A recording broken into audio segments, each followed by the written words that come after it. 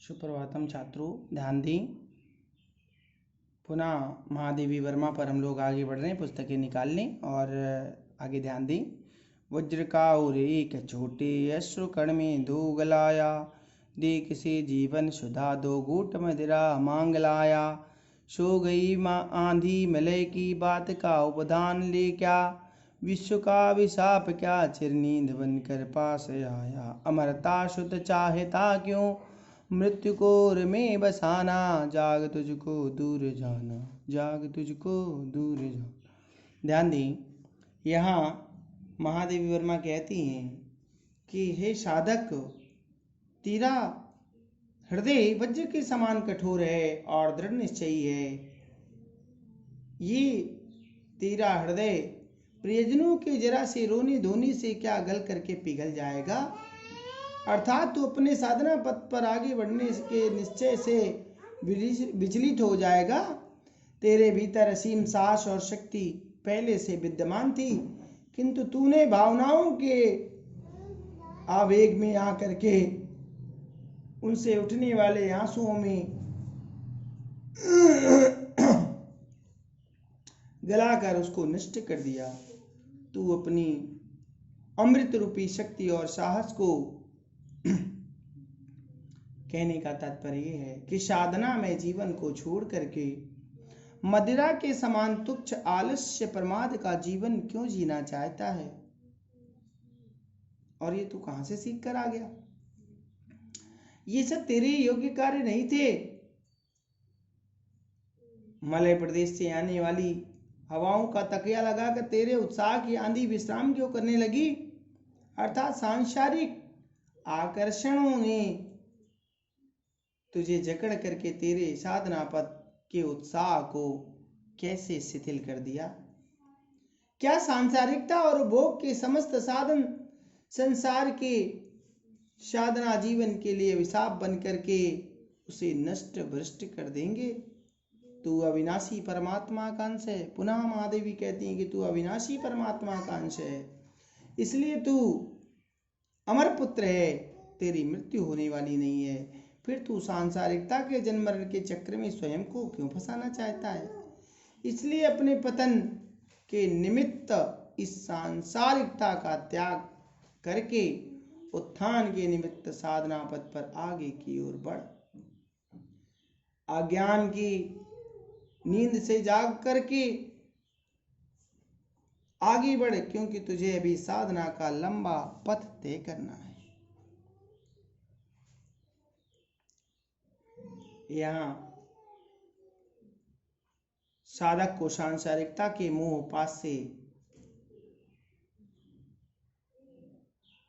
आगे बढ़कर के दृढ़ निश्चयी हृदय के साथ आगे बढ़ने की प्रेरणा प्रदान की गई है। शुद्ध खड़ी बोली, रूपक अनुप्रास अलंकार, वीर रस, स्वच्छंद छंद है, ओज गुण और लक्षण शक्ति। पुनः ध्यान दें,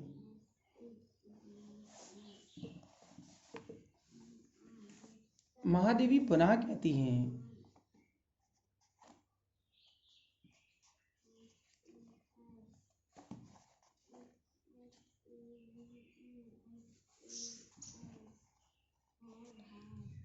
कहे न ठंडी सांस में अब भूलवा जलती कहानी, आग होर में तभी दृग में सजेगा आज पानी।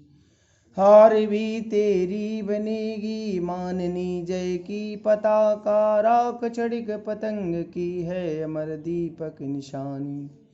है तुझे अंगार शैया पर मृदुल कलियां बिछाना, जाग तुझको दूर जाना।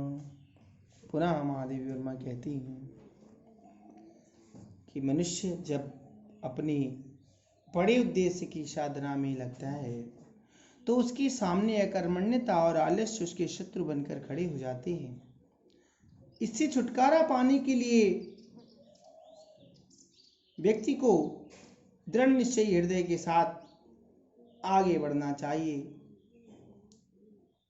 और इसी प्रकार की प्रेरणा देते हुए महादेवी कहती हैं कि जीवन में दुख भी आता है और परिस्थितियों का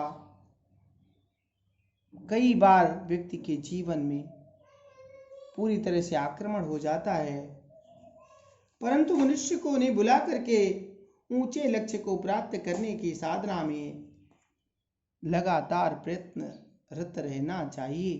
वे कहती हैं कि उन कष्टों को ठंडी सांस लेते हुए दोहराने से कोई लाभ होने वाला नहीं है। जब तक तेरे हृदय में आग नहीं होती तब तक मनुष्य की आंखों से टपकते हुए आंसुओं का कोई मूल्य नहीं होता है।